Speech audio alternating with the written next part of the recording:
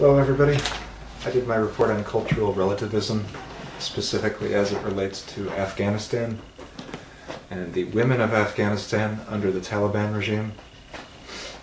And I thought it was a pretty interesting topic. It was a sad topic because women are very repressed in that society, and I feel that cultural relativism is a negative force when we look at cultures like that, because it allows pretty much any kind of repression to take place. That's just my viewpoint. I'm not telling you to believe that, but that's the conclusion I've come to. So let me first give you a formal definition for cultural relativism.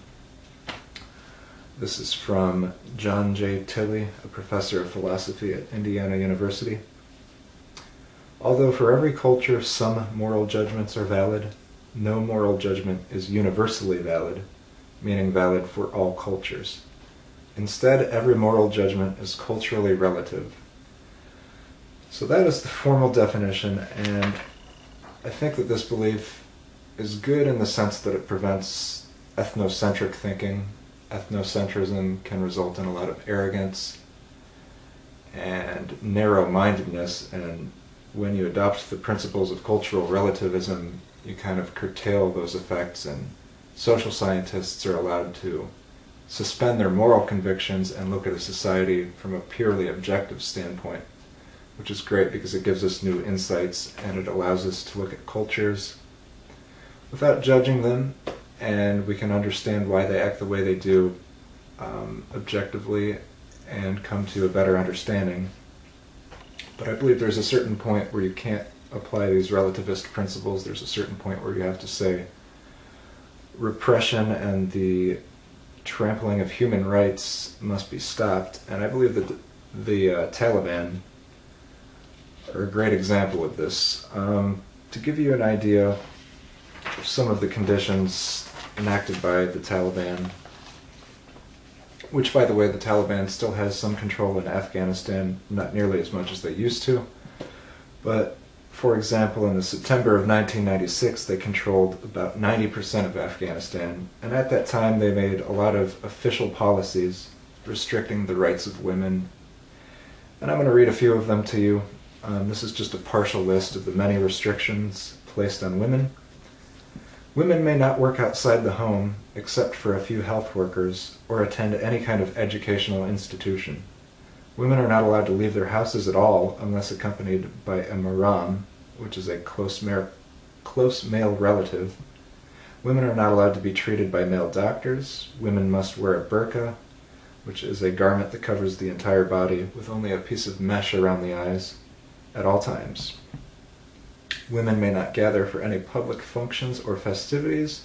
The windows of women's houses must be painted over so that women cannot be seen from the outside. Women must not talk or laugh loudly, must not wear high-heeled shoes or any shoes that make noise, must not wear bright colors, or at any moment allow any part of their flesh to show. So these are some of the restrictions that show just how repressive this society is toward women. And I'm going to first look at this from the anthropological perspective of feminism. Obviously, feminism takes an interest in women and seeks to rectify repression against women. So from that perspective, the Taliban's policies are very immoral. And I'm going to take a look at a couple more quotes here. This one is a quote from the governor of Herat, Afghanistan. This is an official quote. He said that women just aren't as smart as men. They don't have the intelligence. We categorically refuse to let women vote or participate in politics. And another official quote, this is from a Taliban minister. There are two places for a woman. One is in the husband's bed and the other is the graveyard.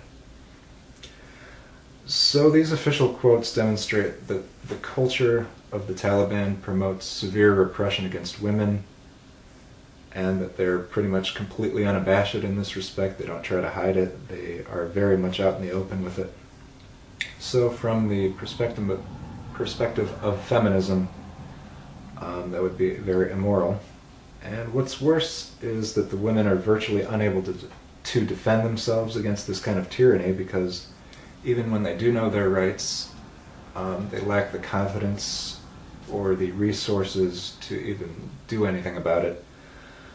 When they do try to rebel and fight for their rights, they're subject to beatings, and there's no law against wife assaults. So really it's a situation that's very difficult to overcome.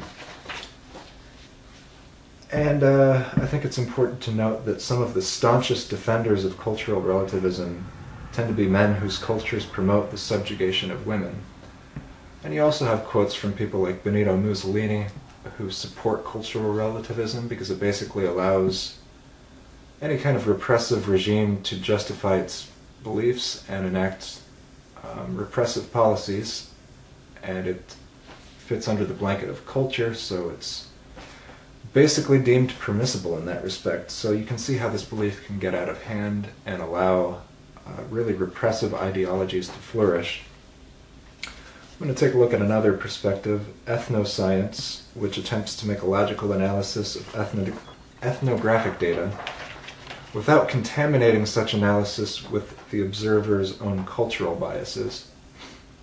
So ethnoscience tries to objectively look at statistics from studies and so forth without injecting any bias into it.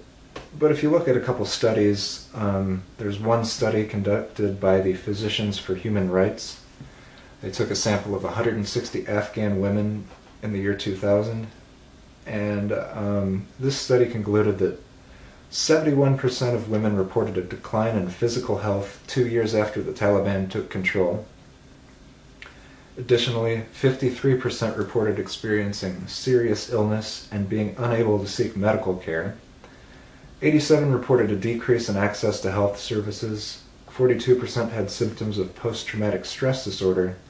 97% had major depression. 86% had symptoms of anxiety, and 21% reported having suicidal thoughts either extremely often or quite often. So if you look at the data, even objectively, you can see that this has a terrible impact on public health. Another perspective I'm going to look at is functionalism. Functionalism tries to look at the function that an aspect of culture plays in maintaining a cultural system. So supposedly, cultural traits satisfy some kind of basic need of individuals, such as nutrition, reproduction, comfort, and growth, but these repressive Taliban policies actually inhibit women from their reproductive needs and their healthcare needs and so forth. So from that perspective, you also see a contradiction. I'm also going to look at the interpretive approach, which basically tries to analyze the literature of a culture and make conclusions based on that. I found some literature. An Afghan woman named Maryam Mahbub writes short stories that sort of identify these themes of female repression. For example, she has one story called Kana-i-Dalgir, in which the main character is a girl who wants to attend school, but her father doesn't let her. Her father says that a decent girl does not go to school. And this girl laments, "Why does my father let my murderous brother go to school? Why should I stay home within these narrow walls?" So in this literature you see these themes of female repression and the women wanting to rebel from it. So that is the interpretive approach. And from all of these different anthropological perspectives, you can kind of see the negative impacts that this kind of repression on women has. And it's really difficult to make an argument for cultural relativism because this relativist thinking promotes and encourages other cultures to enact these repressive policies under the name of culture. So long as it is a part of your culture, you're allowed to get away with it. And so when you apply that kind of thinking to international policy, it allows great atrocities against human rights to occur. And for